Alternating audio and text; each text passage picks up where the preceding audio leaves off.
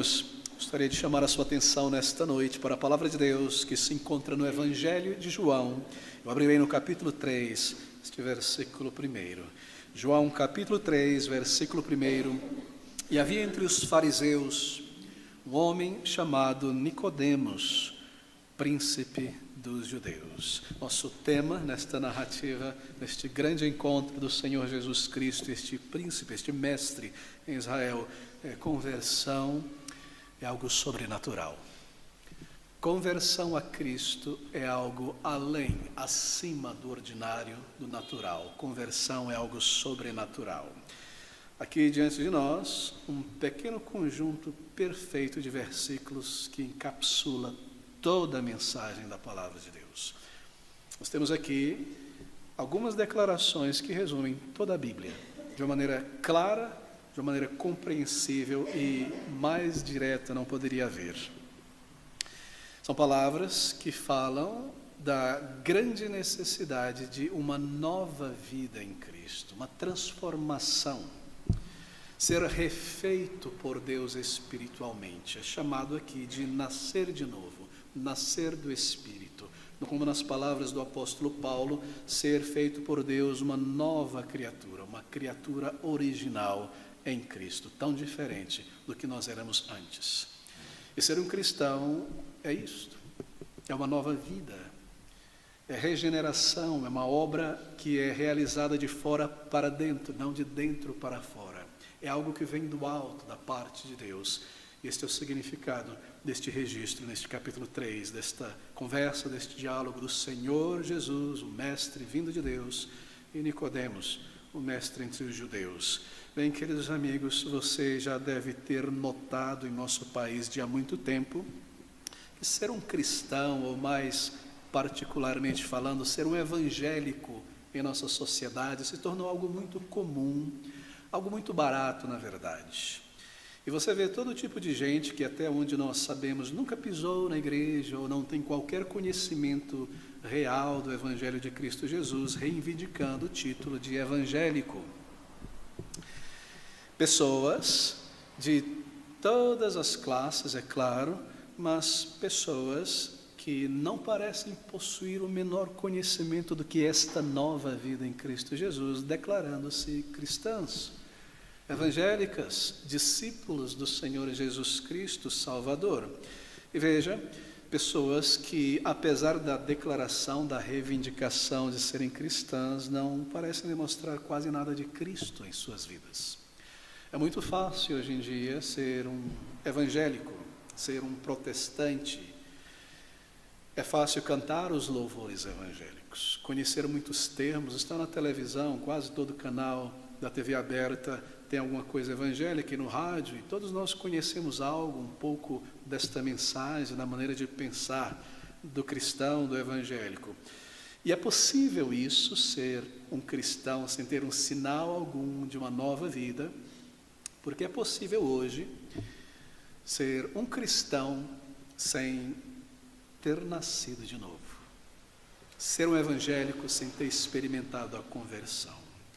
É possível defender a causa evangélica como uma bandeira política. É possível apreciar as músicas gospel evangélicas. Assim, muitos abraçam estes elementos, esse corolário do cristianismo, e se declaram: eu sou um cristão. E de maneira mais particular, evangélico. Você pode se juntar a uma marcha em prol do Senhor Jesus Cristo, a sua verdade, a sua causa, sem ter experimentado conversão. E você pode se aparecer, ou melhor, aparentar ser uma pessoa de profundo conhecimento das verdades do cristianismo, sem ter experimentado este novo nascimento. É possível isso. É possível, porque a verdade que está contida aqui nesse terceiro capítulo de João já não é mais ensinada nos púlpitos de nosso país. E a grande massa de evangélicos, de cristãos nominais em nosso país, hoje se parecem muito com o antigo católico romano. Você se recorda, muitos de nós viemos desse contexto. Há certas religiões ou grupos, denominações cristãs, onde você pode ser um cristão e viver em paz com os teus pecados. Estas duas coisas andam juntas. Você pode ir à missa, ou à sessão, ou carregar um terço, ou participar de correntes de oração em uma igreja evangélica, enquanto continua em tua fornicação, enquanto continua no forró e no carnaval e na bebida e na mentira. Você pode adorar a Deus, imaginariamente falando, e trapacear,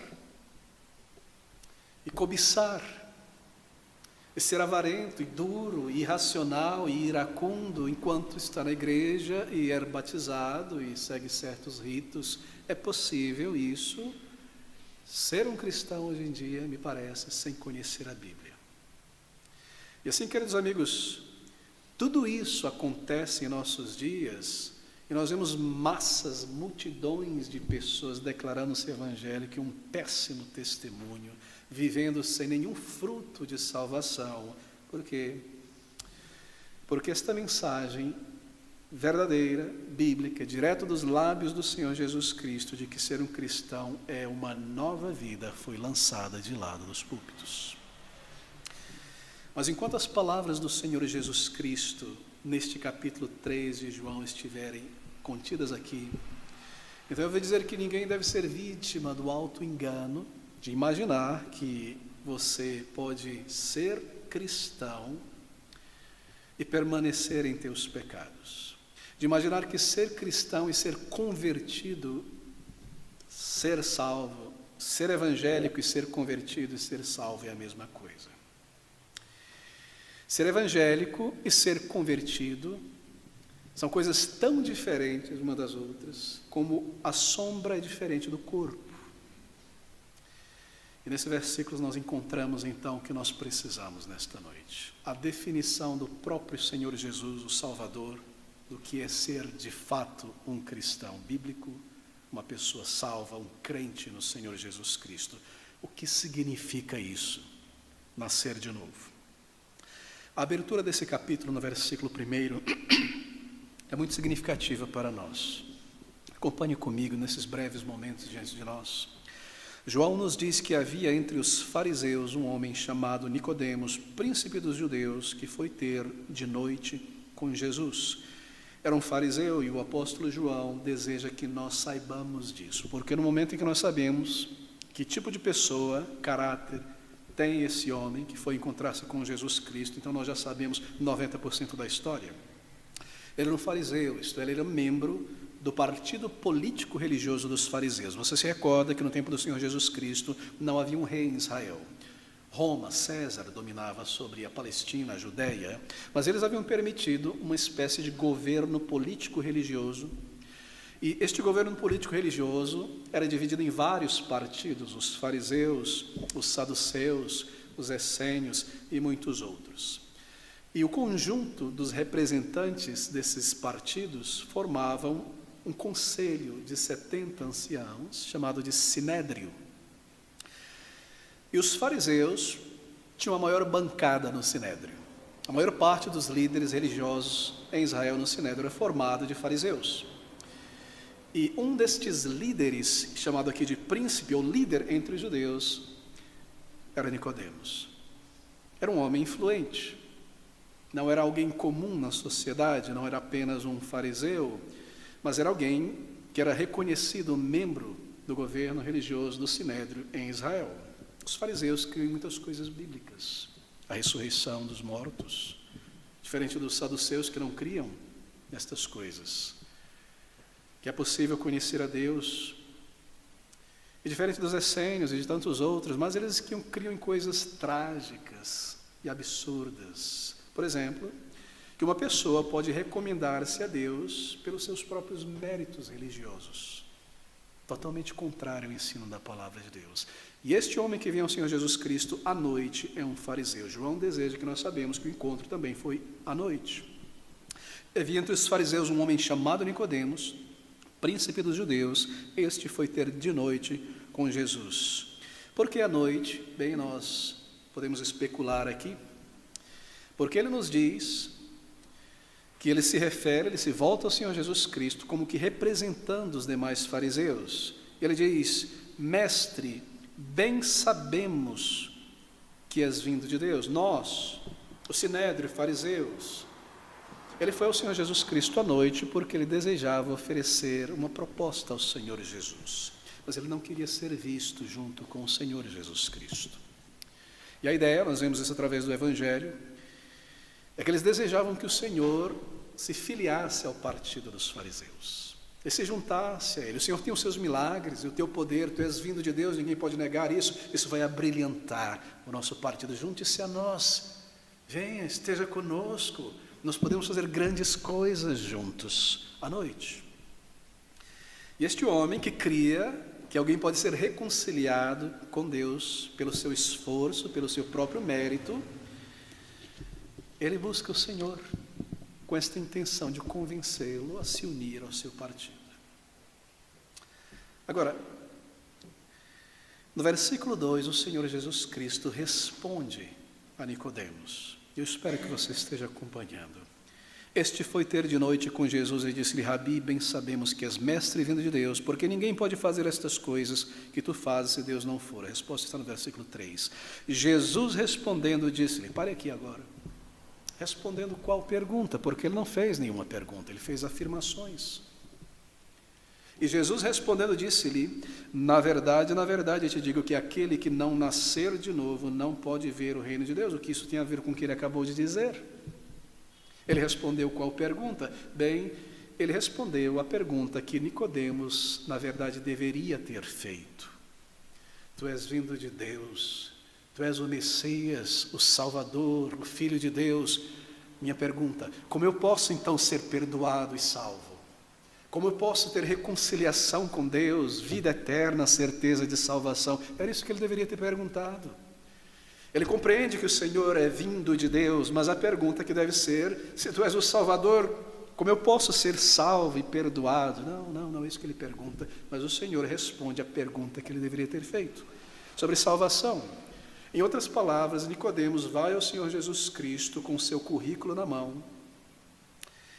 Ele parece dizer, pela sua postura, pela sua atitude, chamando o Senhor para se unir ao partido dos fariseus, que salvação é aquilo que nós cremos. É por um esforço meticuloso em cumprir todos os requerimentos exteriores, externos da religiosidade. As liturgias, a autonegação, os flagelos, isso, aquilo e aquilo mais. E se eu conseguir manter isso com sinceridade, então Deus olhará para mim, se agradará de mim e me receberá no céu. Mas o Senhor Jesus Cristo responde, toca nessa questão, e de uma maneira muito direta, conforme Nicodemos começa a pronunciar as suas palavras. Ele deve ter pensado no que ele diria, como ele se introduziria, como ele atrairia a atenção do Senhor, começando elogiando: tu és mestre vindo de Deus, daqui a pouco eu vou vir com o meu discurso e meu currículo, e junte-se a nós, somos grandes pessoas. E o Senhor o corta na introdução. E disse-lhe: Rabi, bem sabemos que és mestre vindo de Deus, porque ninguém pode fazer estes sinais que tu fazes se Deus não for com ele. Ele parece continuar falando. Jesus respondeu e disse-lhe, cortando: na verdade te digo, na verdade, de maneira solene, grave, clara, dogmática e direta, eu te digo. Não é possível para um pecador ser aceito por Deus em seus próprios méritos. Na verdade te digo que a salvação, ser um cristão, ser um filho de Deus, é uma obra realizada por Deus na alma de um ser humano. Você não pode permanecer a mesma pessoa.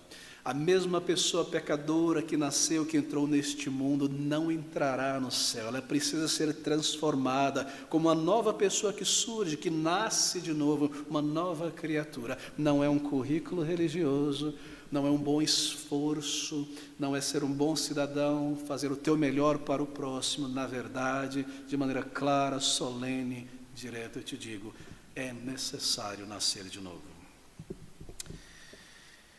Essa é a essência do que o Senhor Jesus Cristo diz a ele.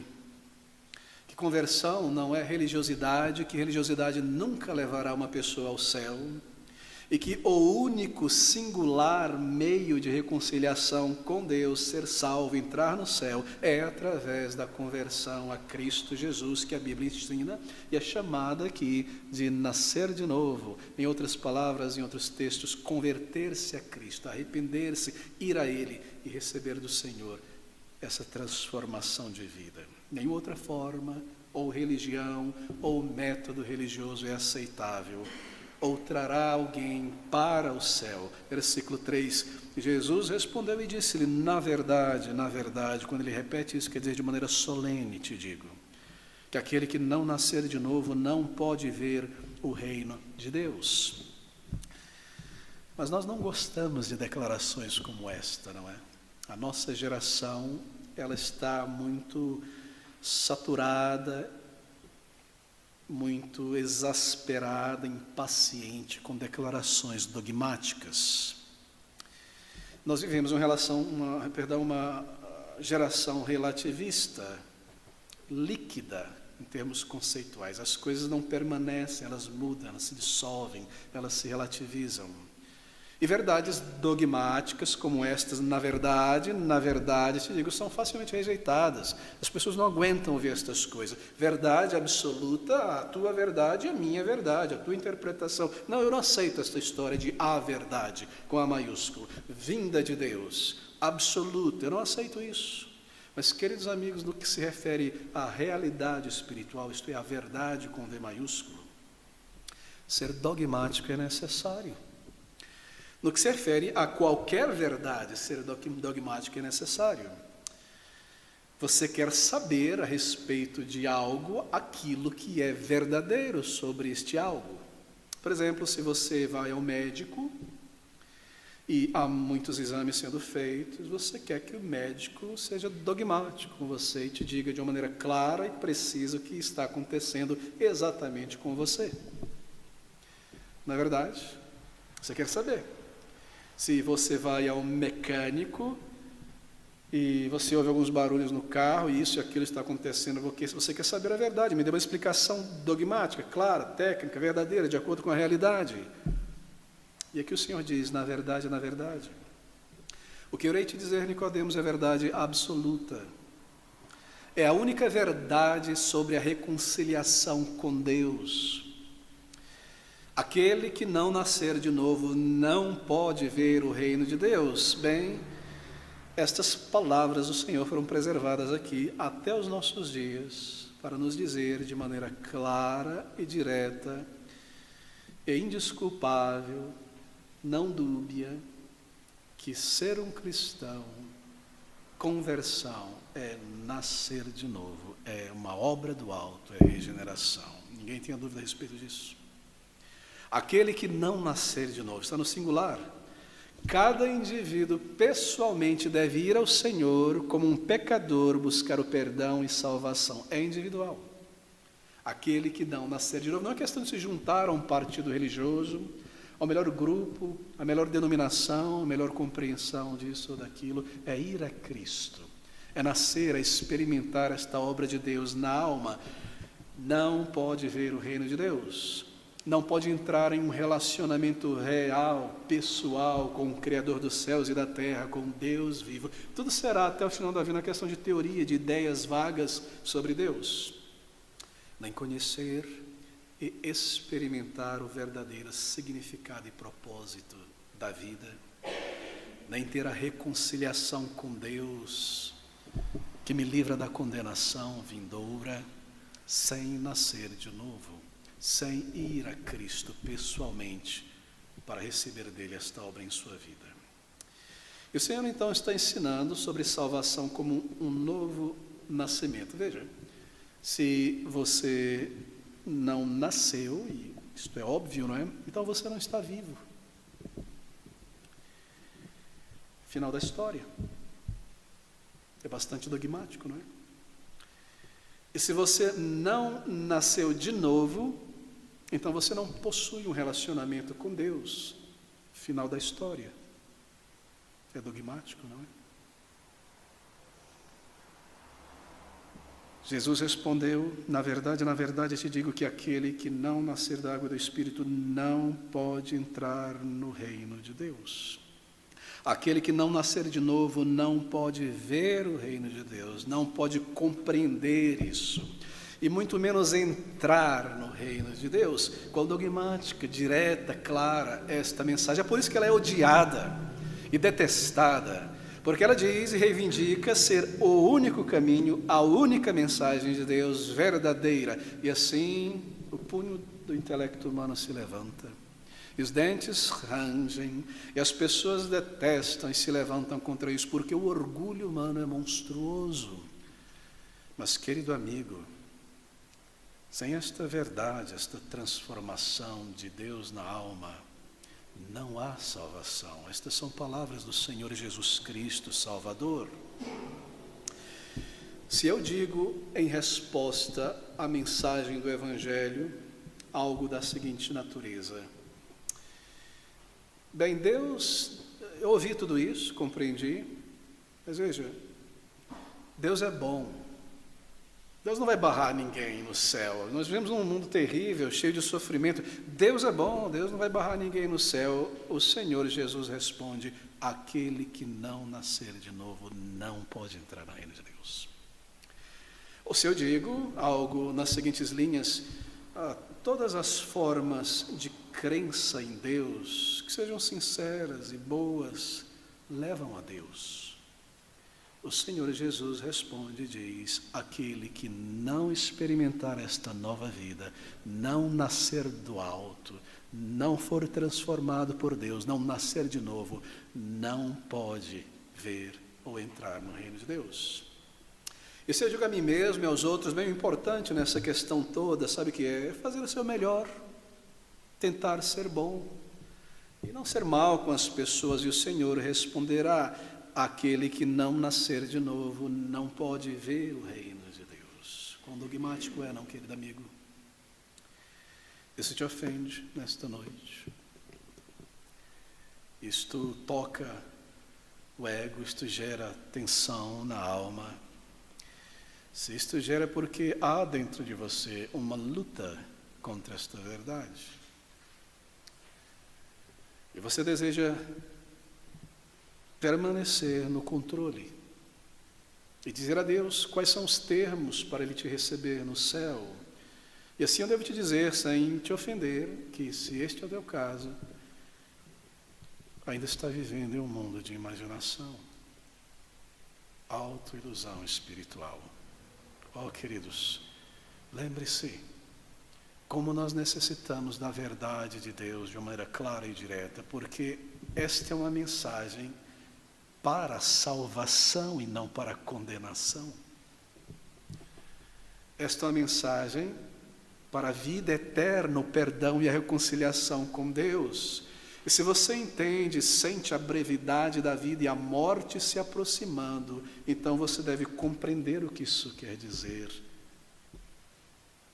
É para a vida eterna, é para entrar pelos portais eternos, é para preparar-se para encontrar o teu Criador. Sem esta nova vida que vem do alto, não há entrada no reino de Deus. E tudo o que resta é a condenação. Eu tenho conhecido pessoas que ouviram o Evangelho ensinado pelo Senhor Jesus Cristo e tomaram ofensa. Mas enquanto elas liam e ouviam os evangelhos criados pelos homens, segundo o Espiritismo, segundo o que quer que seja, elas estavam satisfeitas. Porque estas mensagens, elas massageiam o nosso ego e nos diz: está tudo bem, há muitos caminhos. E há muitas chances, e você pode voltar e ter outra chance, outra chance, outra chance, outra chance. O importante é você fazer o seu melhor. Mas quando elas ouviram esta declaração de Cristo e compreenderam que o que Ele quer dizer é isso mesmo, então elas se ofenderam. Até então elas tinham uma compreensão de Cristo, do Evangelho, como alguma coisa nebulosa: Cristo, amor, todas as pessoas, salvação, bondade, não importa como você está ou permaneça, o que você pensa com ele, mas quando eles ouviram a verdade de Cristo, elas se ofenderam. Quando pela primeira vez na Bíblia leram e compreenderam o Evangelho de Cristo, sentiram-se ofendidas. E quantas pessoas têm tropeçado nisso? Sabe o que o Senhor Jesus quis dizer sobre o Evangelho ser uma pedra de tropeço? É exatamente isso. Ela se põe em meu caminho. Eu estou traçando um caminho para o céu. E de repente esta grande pedra está ali. Eu tropeço nela. Eu não posso entrar em meus méritos. Eu não serei recebido por Deus. Ele é santo. Ele conhece os meus pecados. Ele marca e registra. E porque Ele é justo, Ele deve julgar. Ele não pode permitir que isso seja colocado de lado, que a sua lei santa seja desprezada desta maneira em palavras, pensamentos, atos e ações, e ele rejeitado e colocado como nada para o lado. Ele deve julgar. Esta pedra está ali. O único meio de reconciliação com Deus é lidar com os pecados. E como eu posso lidar se eu sou o ofensor? Pagando. Mas a Bíblia diz que o salário do meu pecado é a condenação, é o inferno. Então ali está esta grande pedra. O dom gratuito é Cristo Jesus. Eu preciso de uma nova vida em Jesus Cristo. Esta pedra se interpõe em meu caminho. E eu me ofendo. Eu não aceito. Eu tomo ofensa. Por quê? Porque a mensagem que ouviram agora da palavra de Deus os faz sentirem-se pecadores. E quando lhes foi ensinado que eles estavam bem, e que eles podiam louvar a Deus, e cantar louvores, e estar na igreja, e ser recebido com um título de cristão, de irmão, de irmã, e que eles estavam muito bem, tudo que precisam é a ajudinha de Deus, eles estavam tranquilos com Cristo. Eles estavam ok com a mensagem do Evangelho, isso lhes contentava. Mas quando ouviram do próprio Senhor Jesus, na palavra de Deus, que no estado em que se encontram, não serão recebidos por Deus, que não possuem um relacionamento real com o Senhor por causa de seus pecados, e que até aquele ponto de sua vida ainda permanecem rejeitados por Deus em um caminho para a condenação eterna, e não podem pagar, merecer, comprar, alcançar o direito de um lugar no céu, mas que tinham que depender totalmente de outro, de Jesus Cristo Salvador, e ir a Ele, humilde, humilhado, reverentemente, para suplicar dele a sua misericórdia, uma nova vida, um novo caráter. Então eles sentiam-se profundamente ofendidos. Não te maravilhes, versículo 7, de ter te dito, necessário vos é nascer de novo. Não fique pasmado, não tome ofensa, Nicodemos.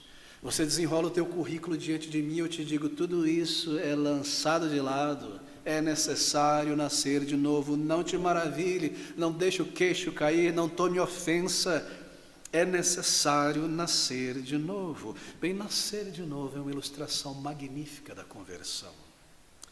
Por exemplo, eu nunca posso merecer este novo nascimento. Assim como uma criança não escolhe nascer, ela simplesmente nasce. Assim é o novo nascimento. Eu não posso merecer.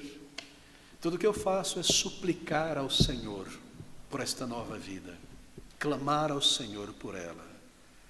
Assim, no que se refere a méritos diante de Deus, e Nicodemos ilustra isso, não está em minha capacidade a conversão, o perdão. Mas veja, Nicodemos não gostou das palavras do Senhor Jesus Cristo. No versículo 4 ele diz, respondendo, como pode um homem nascer sendo velho? Pode porventura tornar a entrar no ventre de sua mãe e nascer? Agora, queridos amigos, não entenda erradamente a resposta de Nicodemos. Lembre-se, ele era um mestre. Ele não era ingênuo. Quando o Senhor Jesus Cristo usa a metáfora de ser salvo é como nascer de novo, Nicodemos não tomou isso literalmente, é claro. Ele percebeu que o Senhor Jesus estava usando uma metáfora. De maneira que a resposta que Nicodemos dá no versículo 4 é uma maneira dele demonstrar desprezo pelo Senhor Jesus, que está dizendo, eu posso entrar na barriga de alguém. Ele dá uma resposta literal a uma informação metafórica. Você, Jesus, está me dizendo a mim, Nicodemos, príncipe de Israel, que para mim ganhar a vida eterna, para eu ganhar a vida eterna, para encontrar o favor de Deus, eu, escriba, eu preciso começar do zero como alguém que acabou de entrar no mundo e todo o meu currículo que eu fiz, a minha experiência, a minha vida é nada? Não possui valor diante de Deus? E que eu não sou nada aos olhos de Deus em mim mesmo? E a menos que eu experimente do alto esta obra, essa conversão que vai além da minha força, que vem de fora e me transforma, o perdão de Deus, se eu buscar, eu não vou ter a vida eterna, eu vou ter que começar do zero, eu não vou ouvir isso, eu não quero ouvir isso, eu vou ser sarcástico com a minha resposta, e é isso que está acontecendo aqui. Nicodemos nem por um minuto pensou que o Senhor Jesus Cristo aqui falava de maneira literal. E assim ele responde esta analogia da água, do Espírito, com uma pergunta sarcástica, literal. É absurdo, ele está dizendo. Como pode um homem velho, adulto, barbado, nascer de novo, entrar no ventre da sua mãe, voltar a nascer? Deus não pode, Cristo não pode sair por aí dizendo estas coisas. Que uma pessoa, para ser aceita por Deus, precisa de uma transformação completa, que para alguém agradar a Deus, a minha moralidade não serve, as minhas boas ações, a minha religiosidade, a minha sinceridade, que eu tenho que ir a Jesus Cristo como um ser, um homem, uma mulher falido moralmente, falido espiritualmente, e lançar fora todo o meu currículo do orgulho religioso, e vir de mãos vazias como um pobre pedinte espiritual e suplicar e implorar a Ele por perdão. Sim, é exatamente isso que o Senhor Jesus Cristo está dizendo aqui. Nicodemos era um homem religioso de si mesmo.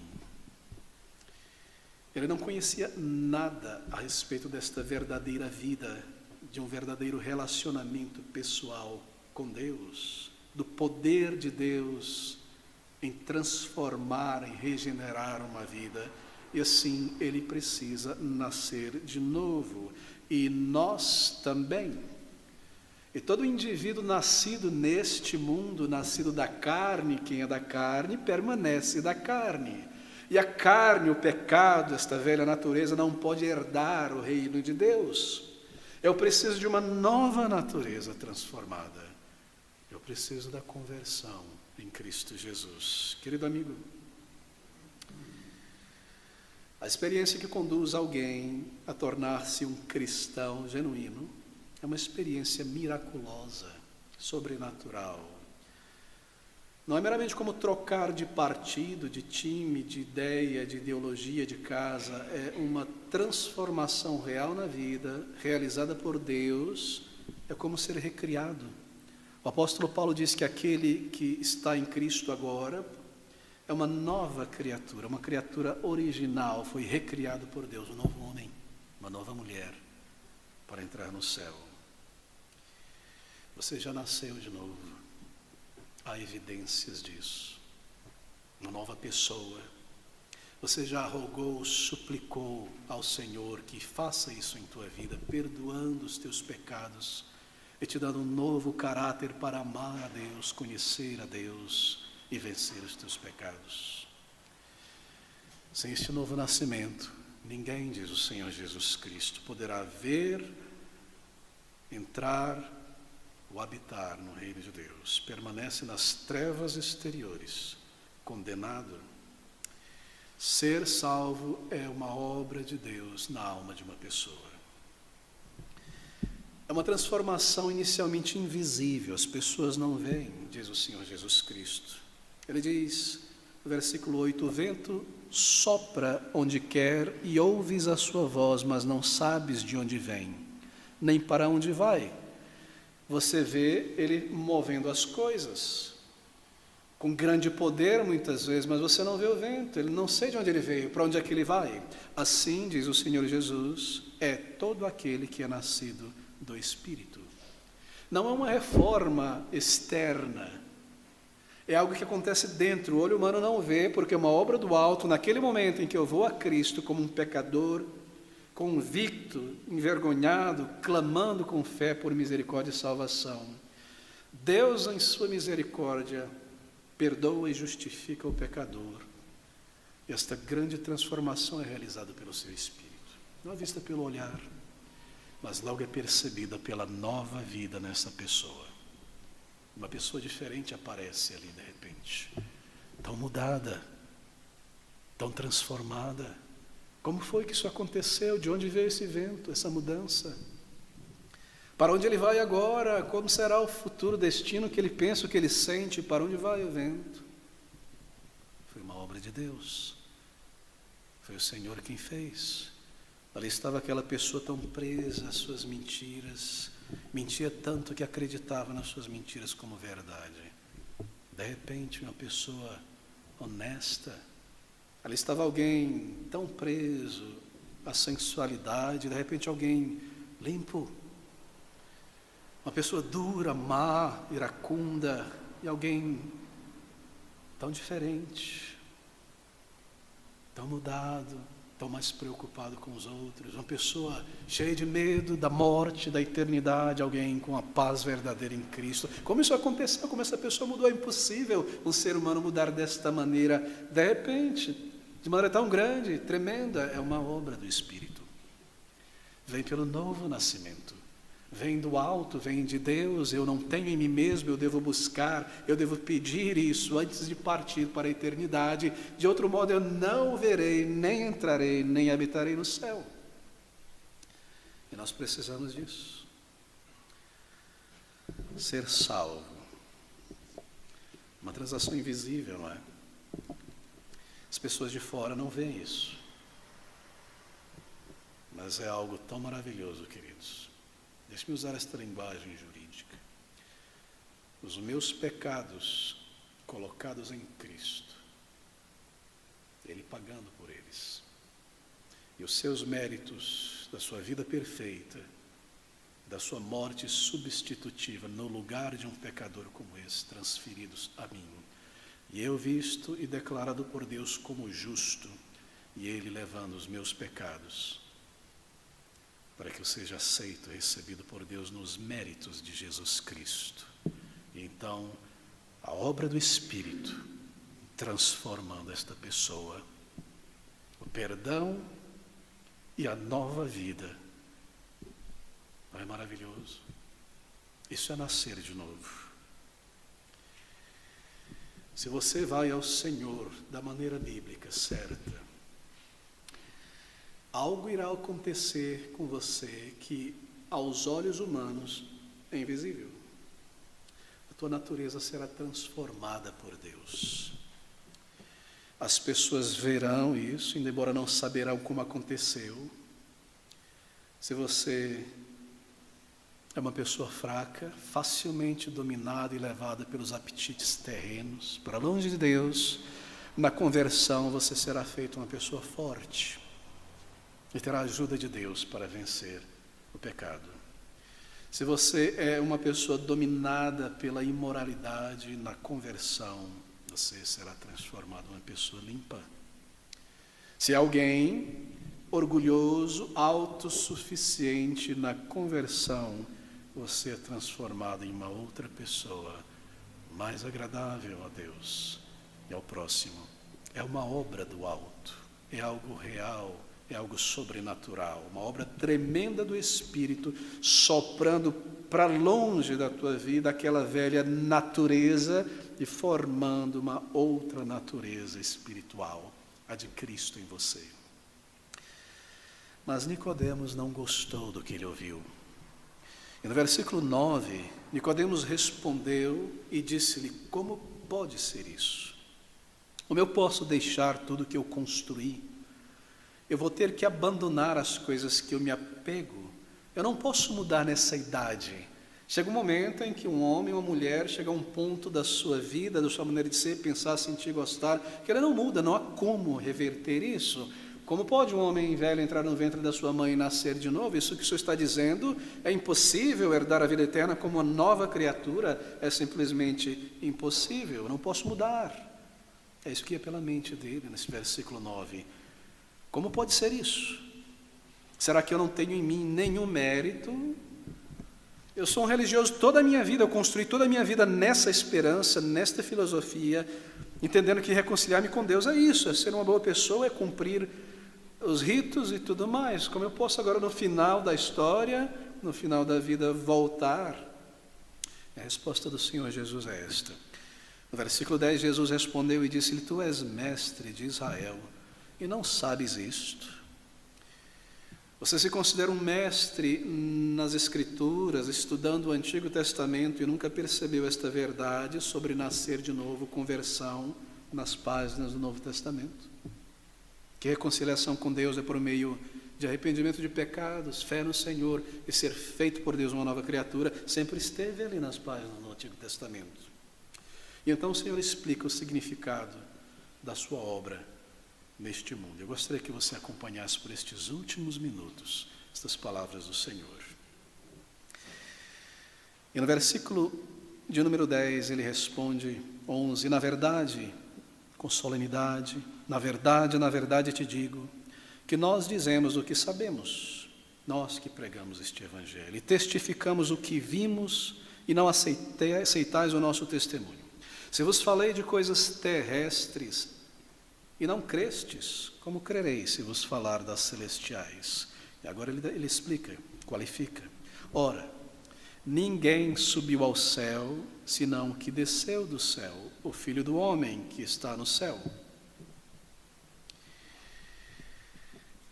E como Moisés, no Antigo Testamento, onde você deveria ler e conhecer Nicodemos, levantou aquela serpente numa haste no deserto, para que todo aquele que olhasse para aquela serpente, simplesmente por olhar, fosse sarado das mordidas abrasadoras daquela serpente e não perecesse, assim o Filho do Homem, eu, Jesus Cristo, serei levantado na cruz, para que todo olho que pela fé olhar para mim como um Salvador e buscar de mim o perdão e a salvação, não pereça como os homens e mulheres no deserto, mas tenha a vida eterna. Por que de tudo isso? Por que da necessidade disso?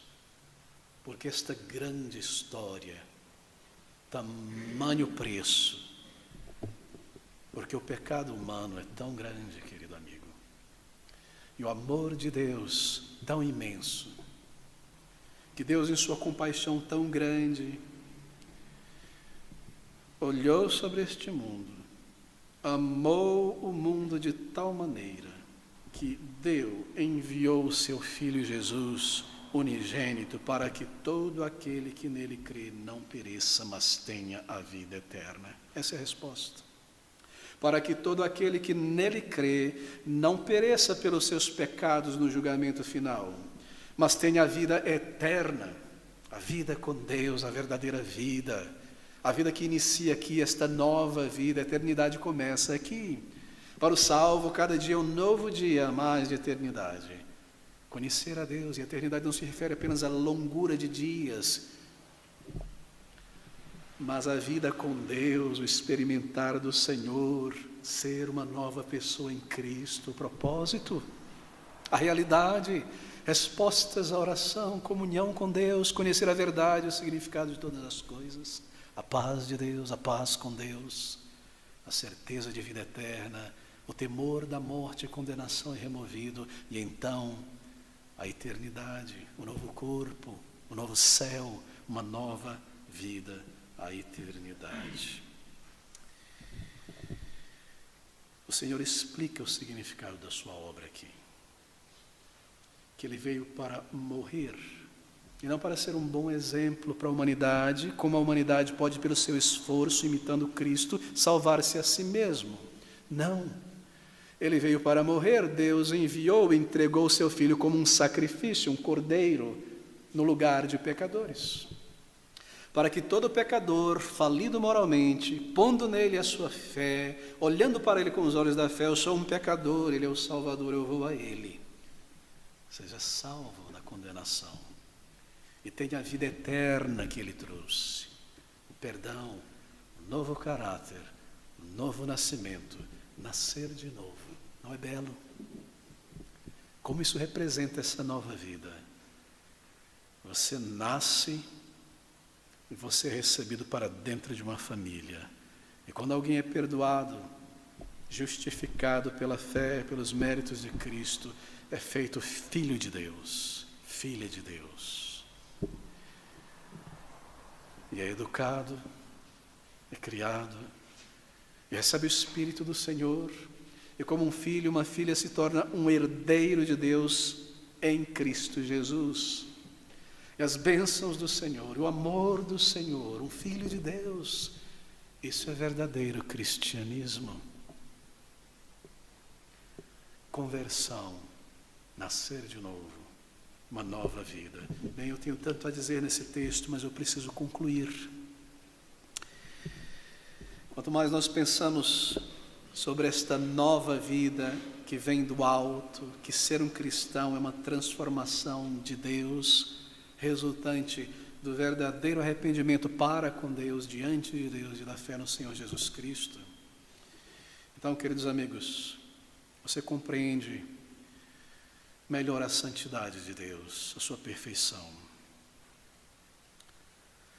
É necessário, é vital, que para nos receber na eternidade, Deus primeiro transforme, mude, regenere pessoas como nós, para podermos andar com Ele, e sermos abençoados por Ele, termos respostas dEle à nossa oração. Ele é santo, Ele deve nos fazer santos também por esta nova vida, este perdão, e mudar a direção da minha vida, e colocar em mim um pensamento verdadeiro, bíblico, um novo sentir, um novo pensar, e me reconciliar com Ele. É necessário que Ele transforme alguém antes de recebê-lo na eternidade.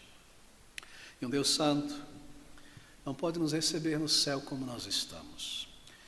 E é por isso também que neste novo céu, nesta nova terra, que será recriada por Cristo, nós precisamos de novos corpos.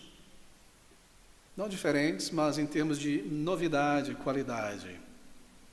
A carne, o pecado não pode herdar a glória eterna. Este velho corpo marcado, cicatrizado pelo pecado, que traz as marcas da morte e da composição, não pode herdar a glória eterna. Ele explodiria neste novo lugar de vida e poder. É necessário um corpo espiritual. Eu devo lhe dizer também que receberão novos corpos aqueles que rejeitarem a Cristo, para morrerem sem nunca morrer, no fogo que queima e nunca se apaga, e serem consumidos sem nunca se consumir pelo verme da consciência que nunca morre. É necessário uma nova vida em Jesus Cristo. Esta é a realidade, esta é a mensagem do Salvador. Está diante de nós, está aqui nesta noite. É espiritual porque é bíblica. É alcançada pela fé, uma entrega verdadeira, uma fé sincera. Então você é salvo, então você é transformado e sabe que foi transformado. E a alegria da tua salvação, ninguém jamais poderá te roubar. Ela está segura em Cristo Jesus.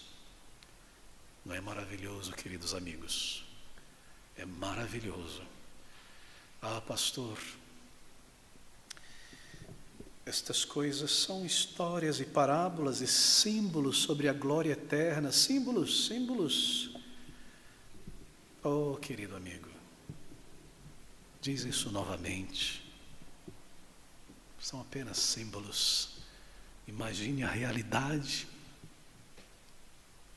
Imagine a glória, a eternidade. Você vai ao Senhor Jesus nestas trevas, neste mundo como está, e a glória eterna. tão grande a recompensa, tão grande, conquistada, comprada pelo Senhor Jesus Cristo Salvador. Vá hoje, enquanto ainda há fôlego de vida. Você não sabe do dia de amanhã, nem daqui a poucas horas. Se a tua vida terminará aqui, você não terá mais a capacidade de responder a estas coisas ou partirá.